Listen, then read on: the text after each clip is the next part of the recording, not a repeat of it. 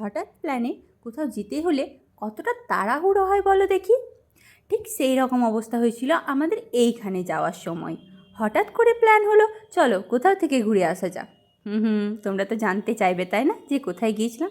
সেটা তো বলবো, সেটা বলার জন্যই তো ভিডিওটা করেছি। সো হ্যালো এভরিওয়ান, আমি ভাগ্যলক্ষ্মী আমার আরও একটি নতুন ব্লগে তোমাদের সবাইকে স্বাগত জানাই। তোমরা সবাই কেমন আছো? আমি তো অনেক অনেক ভালো আছি। বাড়ি থেকে বেরোনোর সময় কোনো রকম ভিডিও না নিতে পারায় একেবারে লজে পৌঁছে ভিডিও ক্লিপ নিয়েছিলাম। এই দেখো, এটা ছিল আমাদের রুম আর ওয়াশরুমটা সেখানে অনেকটা বড় ছিল। তারপরের দিন রাতে ঘুমিয়ে পড়েছিলাম কারণ অনেকটা রাত হয়েছিল পৌঁছাতে। পরের দিন সকালে একেবারে স্নান করে তোমাদের সাথে ভিডিও শেয়ার করেছিলাম। তো এই দেখো, আমরা 4 চাকা করেই পৌঁছে গিয়েছিলাম। কোথায় গিয়েছিলাম? আমরা গিয়েছিলাম দেওঘর আর বাসুকিনাথ, এই দুই জায়গাতেই গিয়েছিলাম। প্রথম আমরা গিয়েছিলাম দেওঘর, তারপর গিয়েছিলাম বাসুকিনাথ। কিন্তু এখন যেখানে আছি সেটা হচ্ছে দুমকা, কারণ আগের দিন রাতে পৌঁছাতে আমাদের এতটা লেট হয়ে গিয়েছিল, কারণ আমাদের কোনো প্ল্যান ছাড়াই হঠাৎ করে বেরোনো হয়েছিল। তাই আমরা টাইম মতো বেরোতে পারিনি। সন্ধ্যায় বেরিয়েছিলাম এবং রাত্রি 12টার দিকে আমরা দুমকা পৌঁছেছিলাম। আমার আর বোনের যেহেতু গাড়িতে সমস্যা হয়, তাই আমরা একসাথে অনেকটা রাস্তা জার্নি করতে পারি না। তাই আমরা সেদিনকে রাত্রিটা দুমকাতেই স্টে করেছিলাম। পরের দিন সকালে সবাই স্নান টান করে রেডি হয়ে গেছি দেওঘর যাওয়ার উদ্দেশ্যে। এবার আমরা বেরিয়ে পড়েছি দেওঘর যাওয়ার উদ্দেশ্যে। আর দুমকা থেকে দেওঘরের রাস্তাটা খুব একটা কম ছিল না, মানে আমাদের কাছে, কারণ যেহেতু গাড়িতে জার্নি করতে আমাদের অনেকটাই অসুবিধা হয়। 4 চাকা বলো, ট্রেন, বাস, সব কিছুতেই আমাদের দুই বোনের অনেকটাই সমস্যা হয়। ট্রেনে খানিকটা কম হলেও 4 চাকায় এবং বাসে অনেকটাই হয়। তো দেখো, ফাইনালি আমরা দেওঘরে পৌঁছে গিয়েছি। সেখানে গিয়ে বাবা ভোলানাথের পুজো দেবো বলেই গিয়েছিলাম, কিন্তু এতটাই ভিড় ছিল আর আমাদের হাতে সময় অনেকটাই কম ছিল, তাই আমরা কোনোরকমভাবে পুজো দিতে পারিনি। আমরা জাস্ট পুজো করিয়ে, মানে একটা পুরোহিত মশাই পুজো করিয়ে এনে দিয়েছিল আমাদের ভেতর থেকে, আর আমরা বাইরে থেকে প্রণাম করে সেখান থেকে আমরা বেরিয়ে পড়েছিলাম। বহুদিন থেকে বাবা বলছিল একবার বাসুকিনাথ আর দেওঘর যাওয়ার জন্য, কিন্তু আমরা আগের বছর প্ল্যান করেও যেতে পারিনি। আমাদের প্ল্যান করে কোনো কাজই হয় না, তাই আমরা ঠিক করেছিলাম যে চলো হঠাৎ প্ল্যানেই যাওয়া যাক। তাই আমরা মা মনসার মন্দির যাওয়ার সময় গাড়িতে যেতে যেতেই প্ল্যান করলাম যে আজকে কোথাও যাওয়া যাক। প্রথমে ভেবেছিলাম তারাপীঠ, কিন্তু তারপর বাবা বললো না চল, তারাপীঠ তো অনেকবারই যাওয়া হয়েছে, কিন্তু বাসুকিনাথ আর দেওঘর যাওয়া হয়নি।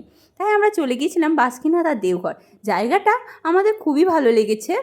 আর আমার বরকে যদি বলা হয় যে 4 চাকায় করে সারাদিন সারা রাত ঘুরে বেড়াতে, তাহলে তার তো আর মজার শেষ নেই। সারাদিন সারা রাত সে 4 চাকাতেই করেই ঘুরে বেড়াবে। তাই তারও কোনো সমস্যা ছিল না। পরের দিন ছুটি নিয়ে আমরা সবাই মিলে চলে গিয়েছিলাম দেওঘর আর বাসুকিনাথ।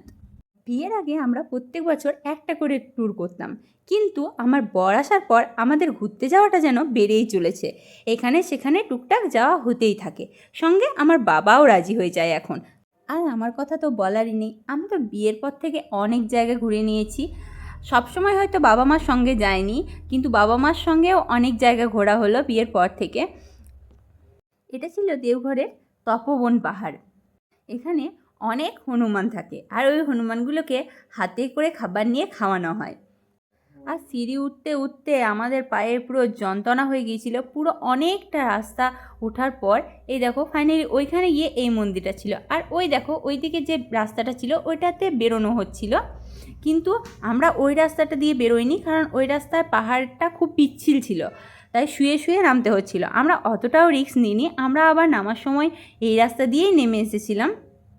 নামার পথে এই দেখো পাহাড় কেটে মন্দির তৈরি করা হয়েছে, আর এখানে কিছু ঠাকুর ছিল। আমরা সবাই মিলে এখানে প্রণাম করে নিলাম। আর আমার তো খানিক ভিডিও করার নেশা আছেই, আমি তোমাদের সাথে সব কিছুই শেয়ার করার চেষ্টা করি। আমার অনেক ভিডিওতে আমার অনেক নতুন নতুন বন্ধুরা কমেন্ট করে, আমার খুবই ভালো লাগে। ডেলি ব্লগ দেওয়ার ইচ্ছা আমার বহুদিন থেকেই আছে, কিন্তু ক্যামেরা ধরার কাউকে পাই না বলে আমার আর ডেলি ব্লগ করা হয় না। আর নিজে ক্যামেরা ধরে ব্লগ করব, সেই সাহসটা আমার এখনও অবধি হয়নি। যদি কখনো পারি অবশ্যই তোমাদের জন্য সেটা চেষ্টা করব। তবে বাইরে টুকটাক যেখানে আমি ঘোরাঘুরি করি, কখনো আমার বর আর কখনো আমি দুজনে মিলে ভিডিও করি, আর সেই ভিডিওগুলো আমার বর এডিট করে। ওর যেহেতু ডিউটি থাকে, সব সময় আমি টাইমে ভিডিওগুলো ছাড়তে পারি না, আমার অনেকটাই লেট হয়ে যায়। ও যেদিন সময় পায় সেই দিন একটু একটু করে এডিট করে। আর এই দেখো, আমরা ঘুরতে গিয়েও সংসারের জিনিস মেয়েদের কেনা শেষ হয় না। আমার মা এখন কড়াই এইসব কিনতে শুরু করেছে, আর আমাকেও কিনে দিচ্ছিল। আর এখানে আমরা চলে গেছিলাম নওলক্ষা টেম্পল, মানে নওলক্ষা মন্দিরে। নওলক্ষা মন্দির ভারতের ঝাড়খণ্ড রাজ্যের দেওঘরে অবস্থিত। এটি একটি বিখ্যাত ও চমৎকার হিন্দু মন্দির। এই মন্দিরটি ভগবান কৃষ্ণ এবং রাধারানীকে উৎসর্গকৃত। এই মন্দিরটি 1940 সালে কলকাতার রানী চারুশীলা নির্মাণ করেন। তার গুরু সন্ত বালানন্দ ব্রহ্মচারী তাকে এই মন্দিরটি নির্মাণে অনুপ্রাণিত করেছিলেন। এই মন্দিরটি নির্মাণ করতে প্রায় 9 লক্ষ টাকা খরচা হয়েছিল, তাই একে নৌলক্ষ মন্দির বলা হয়। 146 ফুট উঁচু এই মন্দিরটি কলকাতার বিখ্যাত বেলুড় মঠের স্থাপত্য শৈল দ্বারা ব্যাপকভাবে অনুপ্রাণিত। এটি বিখ্যাত বাবা বৈদ্যনাথ ধাম থেকে মাত্র 1.5 থেকে 2 কিলোমিটার দূরেই অবস্থিত। মন্দিরটি সকাল 7টা থেকে দুপুর 12টা পর্যন্ত এবং দুপুর 2টো থেকে সন্ধ্যা 7টা পর্যন্ত খোলা থাকে। মন্দিরটা অনেকক্ষণ ঘোরাঘুরি করার পর আমরা ওইখানে একটু রেস্ট নিয়েছিলাম, ওই 10 মিনিট মতো সবাই মিলে বসে একটু রেস্ট নিয়ে তারপর আমরা আবার ওইখান থেকে বেরিয়ে গিয়েছিলাম। আর মন্দিরটা দেখতে সত্যি সত্যি অপূর্ব সুন্দর ছিল। এত বছর পুরাতন মন্দির ঠিক দেখে মনেই হচ্ছে না। আর মন্দিরের কারুকার্যগুলো এতটাই সুন্দর আর এতটাই নিখুঁত যে বলার কিছু নেই। কিন্তু ভেতরে ক্যামেরা করা নিষিদ্ধ ছিল। আর ওইখানে একটা লাড্ডু গোপাল ছিল, ওইটা দেখতে এতটাই সুন্দর, কিন্তু যেহেতু ক্যামেরা নিষিদ্ধ ছিল সেহেতু সেই ভিডিওটা আমি কোনোভাবেই নিতে পারিনি। আশপাশটা একটু ঘুরে দেখছিলাম আমি, বোন আর আমার বর। আর আমার মা খুবই ক্লান্ত হয়ে গিয়েছিল, তাও আমাদের সাথে পিছে পিছে একটু একটু করে হাঁটছিল। আর আমার বোন সবসময় আগে আগেই হাঁটে, তাই ও আগে আগেই ঘুরে বেড়াচ্ছিল। আর এই দেখো, এই সেই রানী চারুশীলার মূর্তি। আর এখানে দাঁড়িয়ে আমরা কিছু ফটো তুলে নিয়েছিলাম সবাই মিলে একটু একটু করে। আর এখন বাবা যেহেতু ফটো তুলছিল সেটাই আমি ভিডিওতে নিয়েছিলাম। ফার্স্ট পার্টটা এই অবধি, আমি বাকি ভিডিও তোমাদের সাথে সেকেন্ড পার্টে শেয়ার করব।